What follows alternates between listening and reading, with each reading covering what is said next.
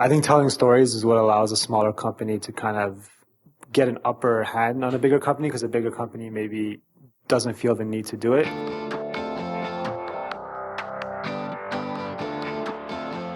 Hey, my name is Felix Tia. I'm the host of Shopify Masters, a weekly podcast powered by Shopify, the easiest way to sell online, in person, anywhere in between. Each week, we invite entrepreneurs like you to share what they've learned growing successful e-commerce businesses. In this episode, you'll learn how to create a viral moment, how to educate your customers on your cause, and why storytelling is your biggest advantage over bigger companies and how to do it.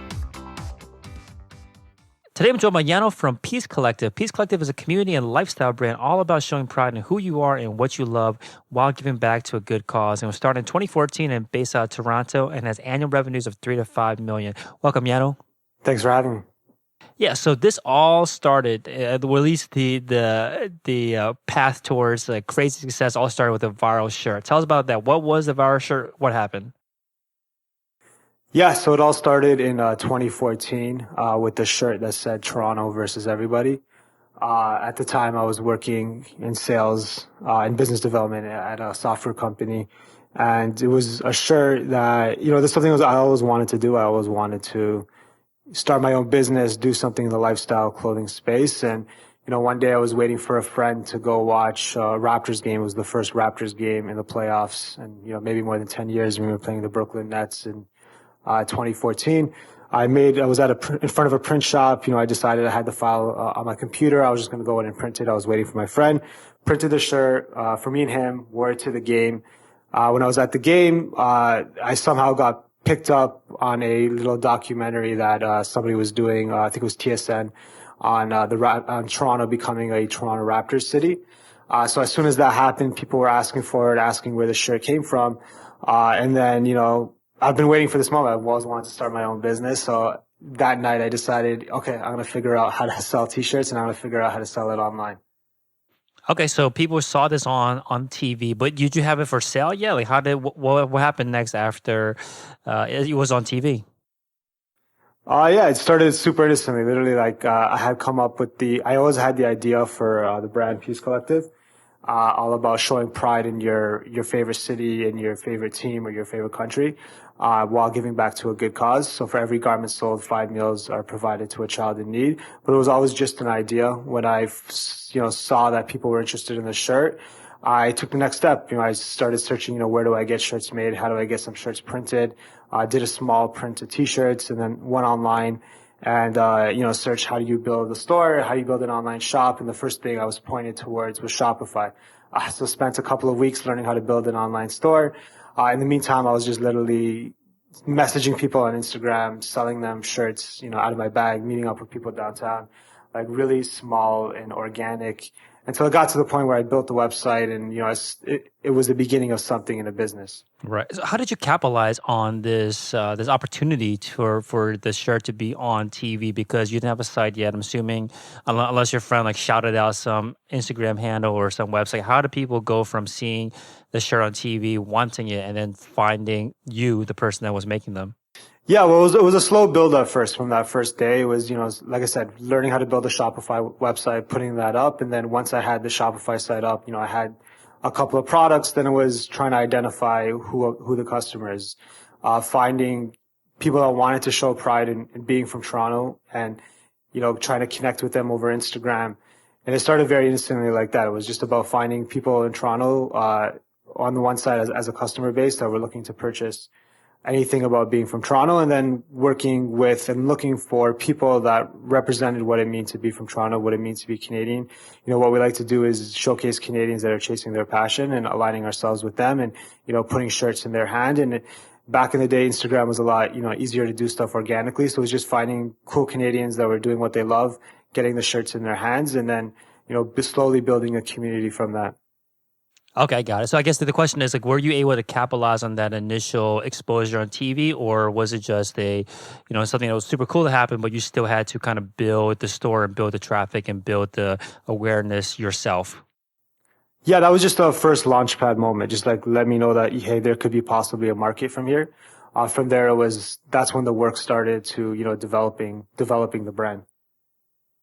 Okay, so this was a moment where you're able to validate that people are super interested in it, but you still had a lot of work to do to get it to the point where you could build a business and actually sell these shirts and sell other things underneath your brand. Okay, that makes sense. So you mentioned that this idea behind the business is just beyond just this shirt. Initially, it was about, like you said, showing pride in your favorite city while giving back to a cause. So where did this is is a marriage between two kind of specific, right? Again, pride in your favorite city, and then purchases actually fund a cause that you believe in. Where did the idea behind that come from? Yeah, the idea came from a trip. I went to Morocco teaching English at a school in Morocco, and they had a program where they provided children from lower income households with a meal for breakfast, a meal for lunch, and a meal for dinner. And the reason they were doing that is they were looking for ways to increase enrollment in school. They were having a tough time of getting these parents to actually send their children to school. They prefer to take their child out with them during the day, put them to work, maybe even having them out on the street collecting money. So the school experimented with a bunch of different things, and they found the most effective way to get these parents to send their kids to school is by providing a meal. So the parent has one less worry. They're not worrying about how they're going to feed their child. So for me, the concept was, I wanted to chase my passion, do what I love. I wanted to give back to a cause where, something as simple as a meal can one day inadvertently provide a child with an education and opportunity to one day do the same. Got it. So I feel like a lot of people were interested in your purchasing stuff from you because they like the design, they like the message on the clothing. How much of that aspect of the cause based side of it do you feel like people are or that you feel is motivating people to purchase from you? Yeah, I think it's a huge part of it, even now today. But I think especially when I was first starting, uh, I think a lot of people got behind that messaging, got behind the idea of supporting. People want to support something that they believe in, especially in the day and age we live in right now when there's so many different options. So I think it allowed us to cut through a lot of the noise and people were able to support a cause they believed in. And it also helped turn our customers into people who are really pushing our brand messaging. Because the t-shirts are so simple and they're so easy to spot, it's easy for somebody to stop one of our customers to be like, hey, cool, that's a really cool t-shirt. Where'd you get it from? And instead of just being like, oh, it's a t-shirt I bought online, there's a story for them to tell to their friends and their families. And that really pushed the word of mouth. This is a really cool shirt. It's from Peace Collective. Purchasing this shirt provided 5 meals to a child in need. And, our customers end up becoming part of this real community and helping spread the cause. And, word of mouth is what built the brand early on before we got the increased exposure, before we really knew what we were doing. Got it. Okay, so you mentioned that you were kind of like almost like hustling and selling these things on Instagram, like because you didn't have anything up yet, and just trying to find ways to get out to the community. But nowadays, the way they use Instagram is probably different than what you would typically hear how other people are using Instagram, where they're using paid ads or paid Facebook ads.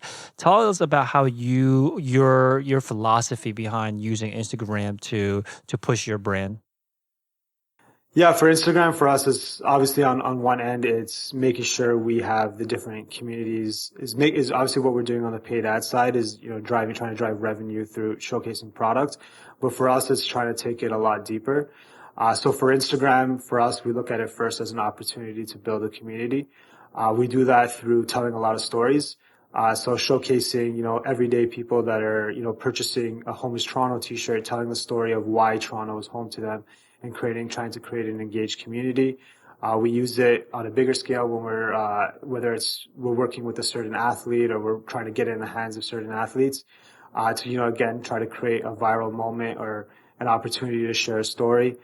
Recently we did a campaign where, which I think we leveraged social media really well. We, did a campaign where we took a MAGA hat, and we unraveled the thread from the MAGA hat, and we made a toque that said "Welcome to Canada."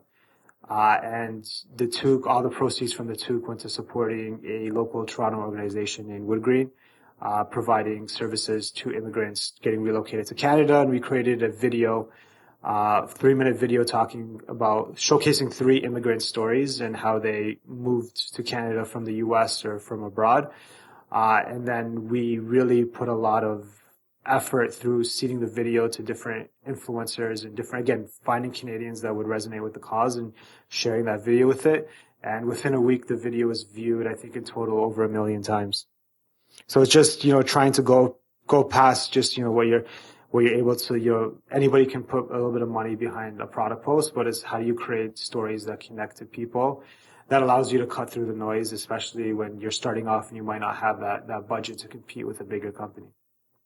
Yeah, so definitely want to talk about that viral campaign that you methodically and purposefully built to try to get this viral content out there. But before I get there, I want to talk about the system that you have in place, because when you are doing things like featuring stories and featuring stories from the community, there's a lot of people involved, much more than if you were to just sit back and run Facebook and Instagram ads. So tell us about the system that you have in place so that you are able to produce this kind of quality content at scale. Yeah, and it is a system, like you mentioned. It is something that took a long time to build. From starting off, just myself DMing people, meeting up with people, having photographer meet me, taking pictures. So it's really like the first team we built out internally is a team of people who are more focused on community and content than it was on marketing or Facebook ad spend. But today, what we were able to do is we're able to automate a lot of the things. Even every single time if a customer takes a picture wearing our garment, instead of just taking that photo and posting it, we'll reach out to the customer over DM, ask them to send us a story about why they love being Canadian or what being Canadian means to them. And then something as simple as like a product repost, it has an engaging caption to it. We have a network of photographers that we've built all across Canada. So we have a couple of photographers we work with at every city, and we'll just literally post on Instagram asking people who have amazing stories to share about, recently immigrating to Canada, growing up in Canada, and we'll connect them with a photographer in that area to go out and shoot them. So just about creating these systems where we don't have a big team, we're a really small team, but we're leveraging people that believe in the brand, and leveraging, people who have stories that they want to tell. Got it. Okay, I like this approach where when someone is tagging your product, which happens all the time, right? For other brands, a lot of people just kind of repost it or put it on their website, but you try to extend kind of the content behind it. So what do you do exactly when you reach out to over DM? Like you're just asking, like, what is this? Why are you proud to be Canadian? Like, what is like the actual steps that are involved to kind of get the content that you want? Yeah. So for us, we have a lot of different product lines. You have about like our sports team, so Raptors, Blue Jays, we have Canadian Pride, Toronto Pride. So let's just say, for example, somebody posts a picture wearing a Raptors t-shirt, which happened a lot during this last playoff run. We'd send them a DM over Instagram, telling them we love the photo that they took and that we were really interested in sharing it in our feed and telling a little bit of a deeper story to the community. We follow up by asking, is there a story about being a Raptors fan, or why do you love the Raptors? Is there anything you'd like to share? And usually they're more than happy to, send back a paragraph or two about, being a fan or a specific story that they have. And we're able to, pair that with the photo as a caption, and then that creates engaging content. And then I think other people may see that as well and want to share their story. So I really think it's a snowball effect that starts to happen. Got it. So that makes sense to these days, where you have a lot of customers and you have a lot of new customers coming in. When you're first starting out, though, and for anyone out there that wants to take the same approach as you by focusing on the community first and helping and telling the stories of the communities that they care about, how do you recommend they begin? If they don't have any customers yet, but they want to just kind of start building a brand within the community, where do they begin? Where do they get the stories from? Yeah, obviously it's a lot easier when you're bigger, but I think there's an opportunity. I think telling stories is what allows a smaller company to kind of get an upper hand on a bigger company, because a bigger company maybe doesn't feel the need to do it. So I think, first of all, like hopefully anybody that started a brand is doing so because they have something they're passionate about. And whatever that passion is, there's other people out there that have that same passion. So for example, if you're starting a brand around lifting weights, around, being in shape, so it's putting in the groundwork, going on Instagram. What are the top hashtags around weightlifting? What are the top brands that are doing something in this space already? Searching those hashtags, building those communities, trying to communicate with those people, trying to ask people. People like to talk about what they're passionate about. And yeah, when you're starting off, you're going to have to put in more work, but there's a lot of opportunity to put in that groundwork. And utilizing hashtags in different communities around the internet to find those people. And that's what we did when we first started. It was, finding every hashtag to do with anything to do with Toronto, Canada, searching those hashtags, finding those people that create good content that use those hashtags, putting the product in their hand, or scheduling, an opportunity to create content for them. It's just doing little things like that and you have to put in the hours when you don't have the money to spend. Okay, yeah, I want to get tactical here. So that when you find these people that are in the community already, you're basically talking about almost like influencers or micro influencers in the communities that you are that you want to be a part of. You find these people that are influencers there already, and what are you doing? You're like commenting on their posts. You're replying to people that are commenting on their posts. You're DMing them. Like, what kind of ideally, what kind of engagement, what kind of way do you want to work with them? Yeah, I think definitely either commenting on their photos and DMing them, but doing it in a way. I think a lot of people do that, but they do it in a pretty selfish way where they're talking about what they want. So I think it's just doing it in a way where you're actually taking the time to look at the photo they posted, saying something nice about it, trying to engage in something on their feed and trying to create a conversation.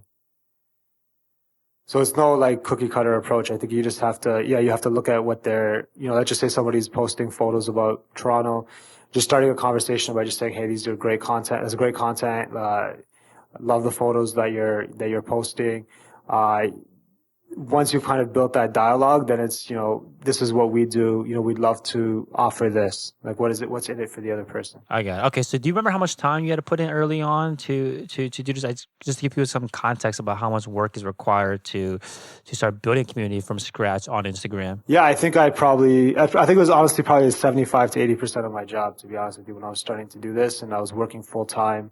I was at Salesforce, so I was doing sales in that, and I was kind of doing this on the side. So it was pretty much I get home around maybe 6 p.m., do it to like midnight to like 1 a.m., doing that. And so about maybe like 3-4 hours a day, just solely focused on that and trying to connect with people. And, it's a numbers game. You're going to maybe message 20, 30 people, a couple of people will be interested.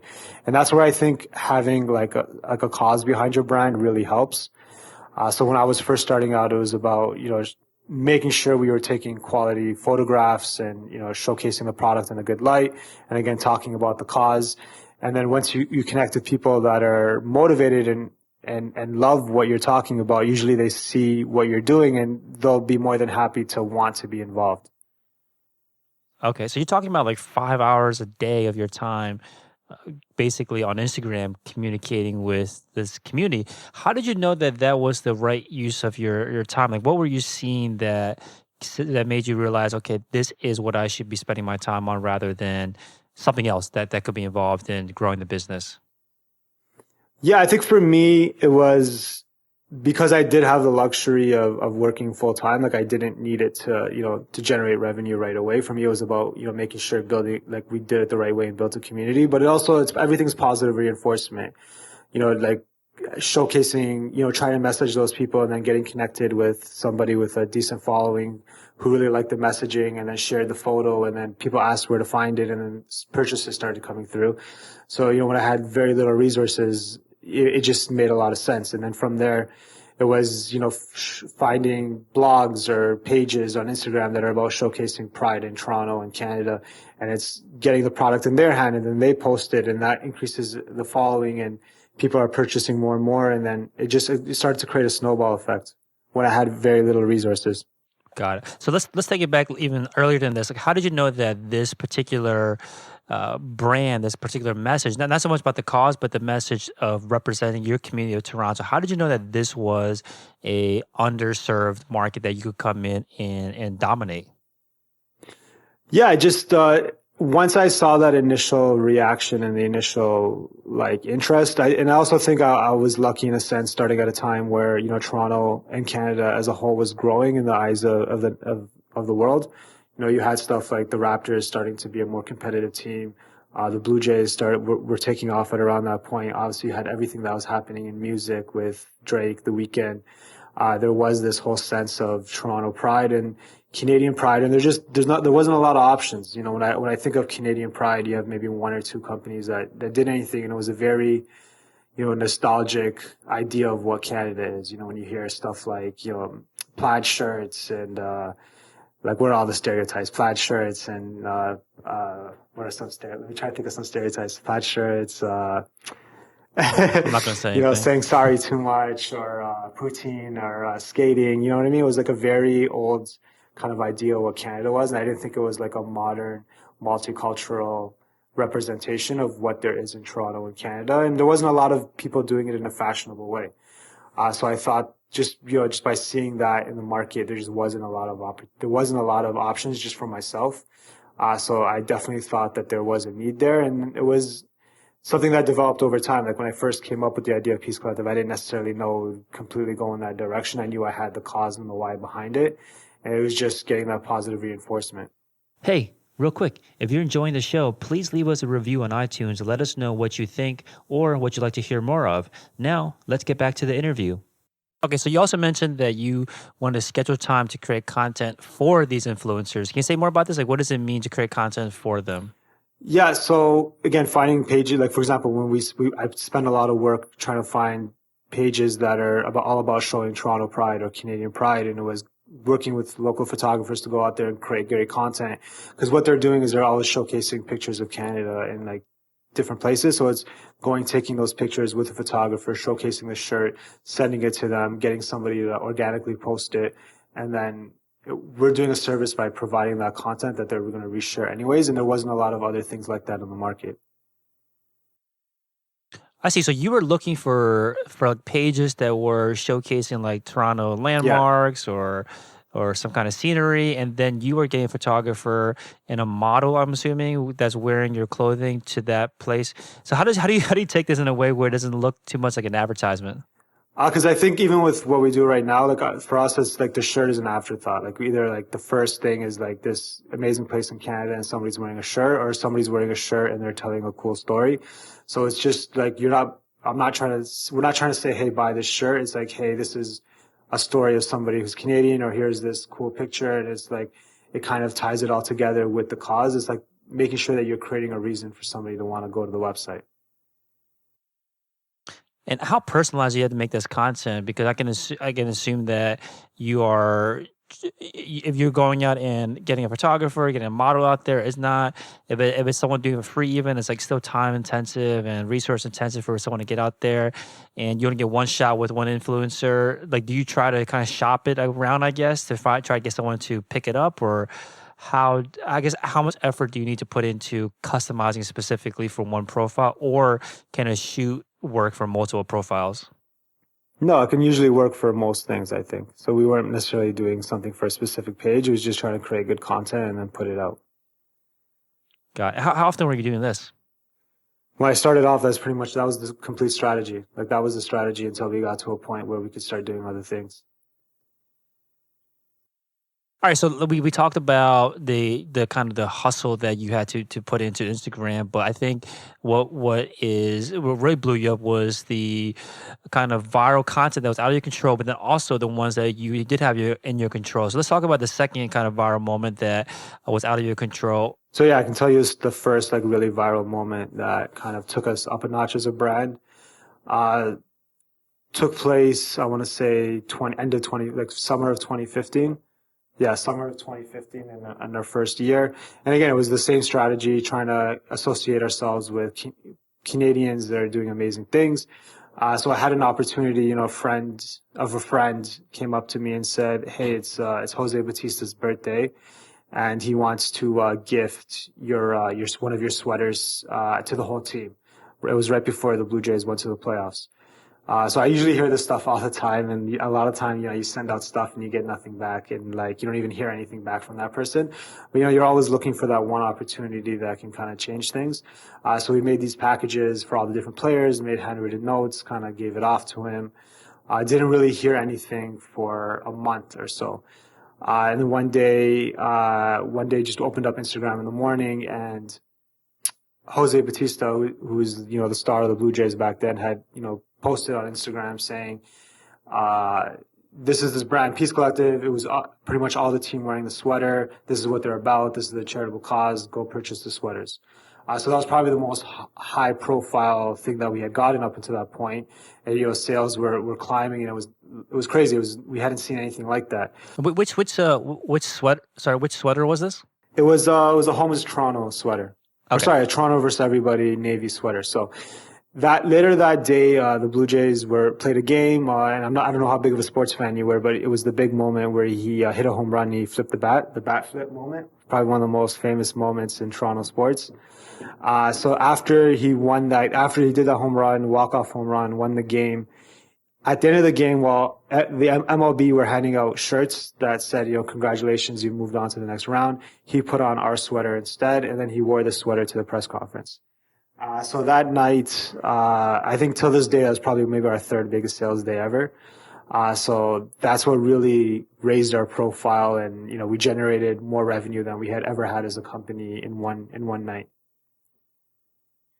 Yeah, I think you said here that you were maybe doing like 10,000 a month before this, and then within a month after that, or less than a month after that, you did close to $500,000 in sales. So you mentioned that all the time you get hit up by influencers, or people know someone that knows someone, and they're asking for products from you, and a lot of times it ends up turning out to be nothing. Nothing comes out of it.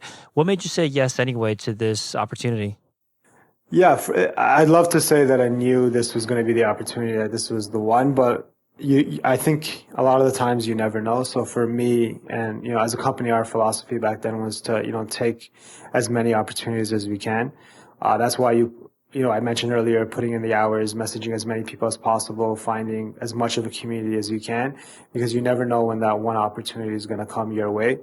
That's one thing. And the other thing is, a lot of the times you might find a big influencer or, somebody that give you a shout out, but it just might not work with the brand. Like the people following that influencer might not really care. So it's making sure that you're not just messaging anybody, but you're messaging, somebody whose audience is going to connect with what you do as a company. So I think at that moment, it was the perfect person and just the right time. So being able to capitalize off that. Got it. So that moment where you went from about 10,000 per month to now on pace to do $500,000 in less than a month, like what was that like? What were you guys? I'm sure you guys looked at each other and like, what is going on? Like how?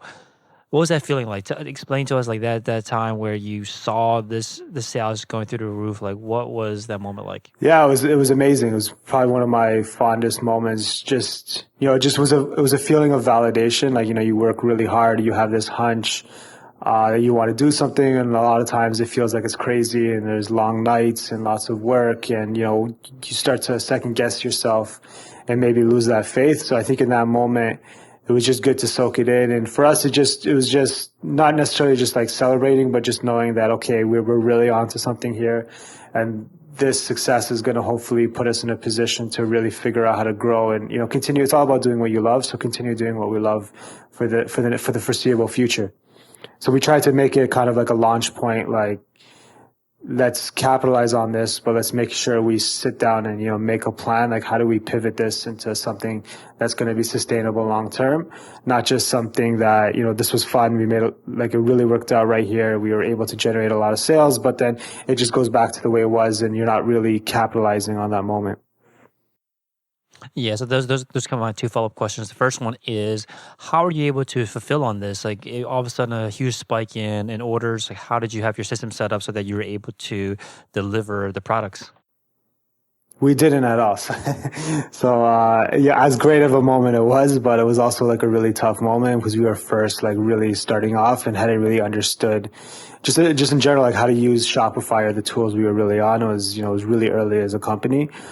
So there were some drawbacks as well. There was a lot of, reaching out to customers and, most customers were understanding, but making sure we were doing a lot of customer support and reaching out to customers, and if there was any delays, and on our end, like learning really quickly, like how do we increase our production capability. And, it was kind of like everything was magnified times 100. You have somebody doing customer support that's used to answering 2 emails a day, and then in one night they get, hundreds of emails. So it was a really hard month of extremely long nights and trying to transform everything we do, but it was a moment of growth. So it allowed us to kind of understand what it took to do volumes like that and try to figure out, okay, how do we put the right systems in place? But there was a lot of hiccups along the way. So what was the supply chain back then? Like how were you producing the products and how did that change as you kind of encountered much larger volumes of sales? Yeah, back then we were first starting off, it was just, looking for different blank providers locally that we were able to kind of leverage the inventory they had on hand and not take too much of a risk holding inventory. So it was, using a lot of local, we had a couple of local partners that were helping us source those blanks. But, as we've grown and now we understand what it takes, it's a lot of forecasting and kind of we produce our own garments from start to finish. And it was, that volume that we did that month allowed us to invest in the product, which allowed us to grow moving forward. Okay. And the second thing is you mentioned that you wanted to take this opportunity as a launch pad. You didn't want to just be like a spike in sales and all of a sudden back to the original baseline. You wanted to extend this viral exposure. So how did you do that? Like what were you guys doing to make sure that this was a kind of a new beginning rather than like, just a kind of a blip? Yeah, I think for us that in that moment, we learned a lot about who our customer base was. Prior to that moment, again, like the brand is all about showcasing your pride in being Canadian in Toronto. And we realized that idea of showing pride really resonates with sports fans, which is kind of like a no-brainer right now. But, at the moment, we weren't even necessarily thinking of it like that. So it kind of allowed us to see that for now, like our pillars today are country, city, and team and self. So you're showing pride in yourself and in your favorite team and your city and your country. But that was really birthed then. So at that moment, we were doing so much sales all related to the Blue Jays. That was a perfect opportunity for us to reach out to the MLB and reach out to the Blue Jays. And we were able to really pivot that opportunity into getting a license with the MLB. So from there, we were able to start producing licensed apparel. And we kind of found our niche in that market by, providing fashion forward, fan apparel that is perfect not only to wear to the game, but, when you're lounging around or you're going out with friends, a versatile line of sports licensed apparel that there wasn't really in the market. And that viral moment was allowed us to pivot and get an MLB license, allowed us to open a whole new revenue stream that we didn't have previous. Amazing. So basically a chance to improve the product, get this kind of exclusive licensing that not everyone can have access to. So obviously improves like the brand. What about on the customer side? Like how are you able to, because you now have a huge influx of new customers, how are you able to make sure that the customer service and like turn them basically into repeat buyers? Yeah. And again, like if it was a really new time. So we didn't maybe do it the best way. Obviously, if that viral moment to happen now, we have the whole infrastructure set up. But it was a learning lesson for us. Like we figured out, what's the best customer service solution to put in place, like what communicates the best with Shopify. So it was in that moment, moving on to a new system for customer service. It was making sure we had everything connected to our email clients. So, all these purchases are turning into emails that we can leverage moving forward. We're leveraging this and make our social following is growing on Instagram and on Twitter. So we're able to now market to a bigger audience of people. So I think, sales aside, it's the amount of data we collected on what our customers like, but also the amount of emails and Instagram followers and the community where we were able to build further. So you saw that in the data that there was the sports fans were the biggest and most rabid fans of your products, and because you looked at the data. Was there anything in the data that you guys saw that surprised you that you guys had no idea was true? Yeah, I think a big thing we learned around that time is that I want to say about 65% of our customers were women. So I think for us, we really understood that a part of what we were able to service is that, female fans did not have a lot of options when it came to wearing, apparel to a game. A lot of this industry in the sports world is obviously very heavily marketed towards males. So there was a big gap in the market with providing quality fan apparel to the female consumer. So we learned that. Once we learned that sports licensing was going to be a huge opportunity for us, it was about putting the two together and, trying to find and create audiences to find more of that customer. Got it. So a lot of female fan apparel demand was what you saw in the data. So that influenced the products that you're designing. What about like when it comes to the marketing, the branding? How did that impact? How did that knowledge that the demographics were possibly different than what you had expected? How did that change the way that you spoke about the brand or the marketing behind it? To be honest, that's one thing that hasn't really changed. Like for us, it's always been the same since day one. It's the same now. It's something that I think that gives us an edge. Like we have like our cause and our why and what we're doing, and we've always kind of stuck to it. What we've learned a lot more, because we didn't start off with the greatest knowledge about product. It's something we developed along the way. So I think we've been able to grow in, our understanding of how to use the analytics and the data and how to continue build better product. But I think the idea behind the marketing has been the same since day one, and we've just been getting better at it.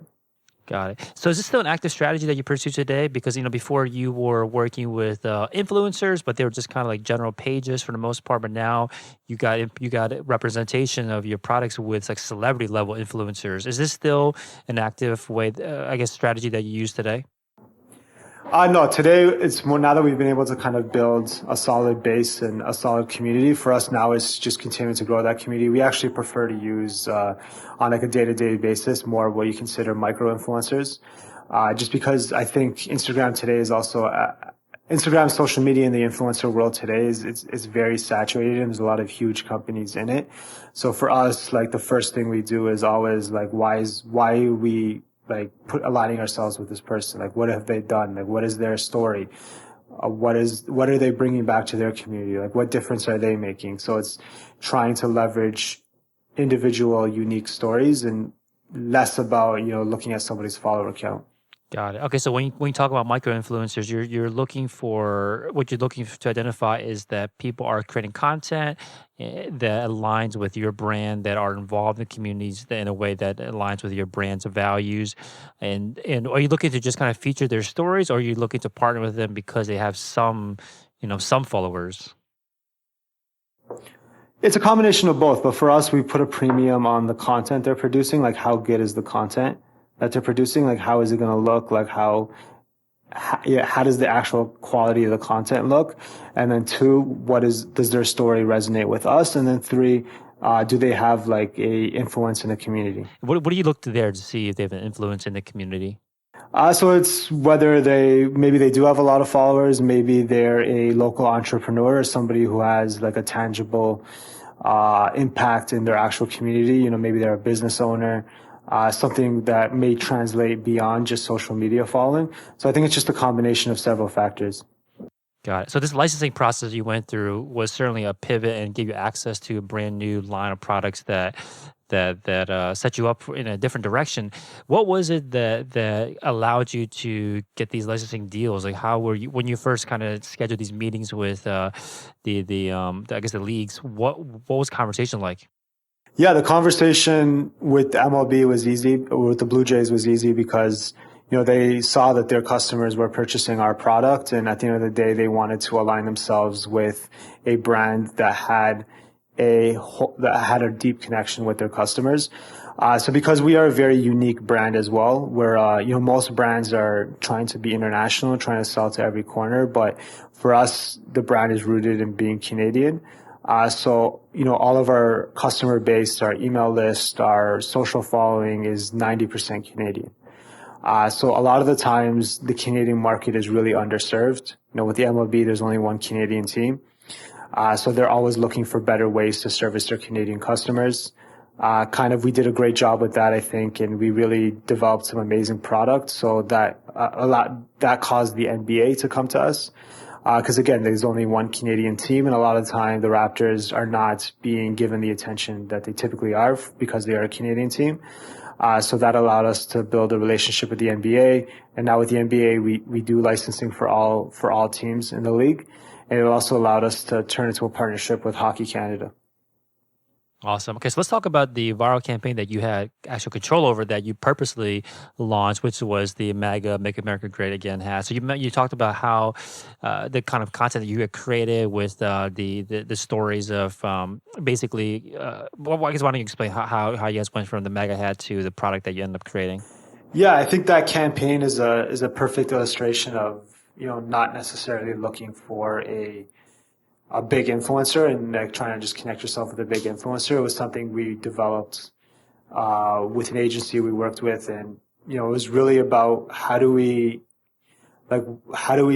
really get in touch with what's going on right now in pop culture and what's going on and just in general in North America right now, and how do we kind of align it to Canadian values. So obviously it's a controversial topic. It's, it might have lost us certain types of customers, but it goes back to sticking to what we believe in and aligning ourselves with the values that we believe in, and choosing to take a stand.